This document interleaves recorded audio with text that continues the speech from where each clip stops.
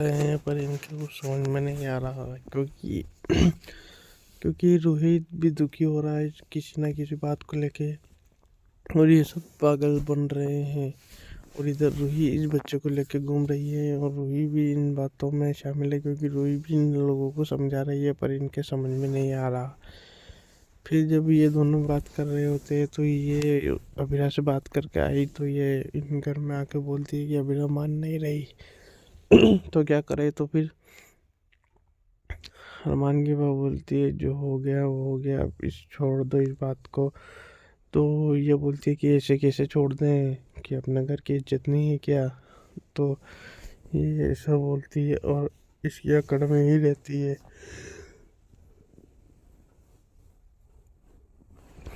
फिर ये बोलती है जब उसने मना कर दिया तो फिर जबरदस्ती करने का क्या मतलब।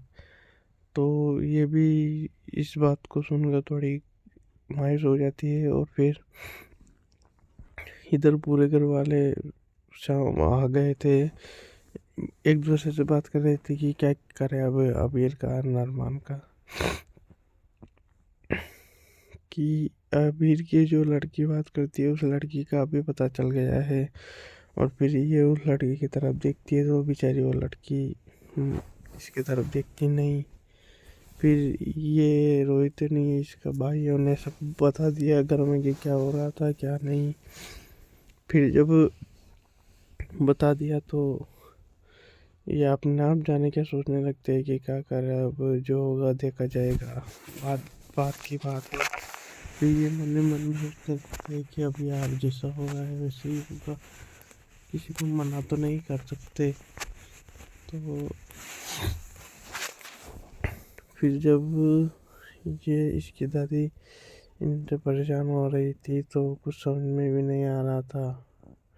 और फिर जब रोहित भी दुखी हो रहा था तो ये भी मतलब दिक्कत वाली बात हो रही थी। और ये अरमान यहाँ आता है तो बहुत ज़्यादा दुखी होता है इन सबको लेके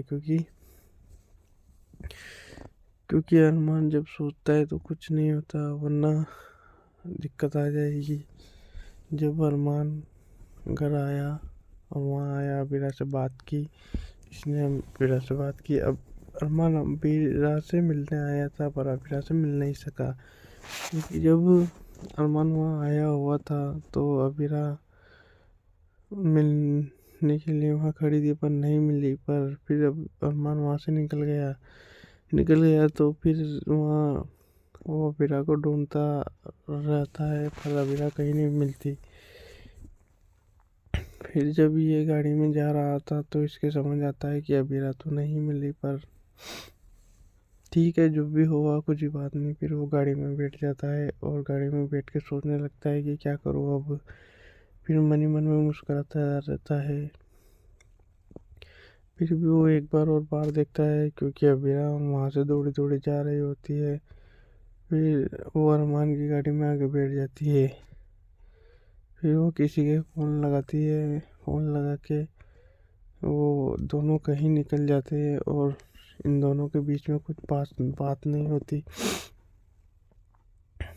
फिर अबीरा उसके तरफ देखती है, वो बोलने की तो बहुत कोशिश करती है पर बोल नहीं पाती। फिर कार वो स्पीड से ले जा रहे थे, फिर इतने में ये इसकी दादी यहाँ आके उस गाड़ी में इन दोनों को देख लेते हैं और फिर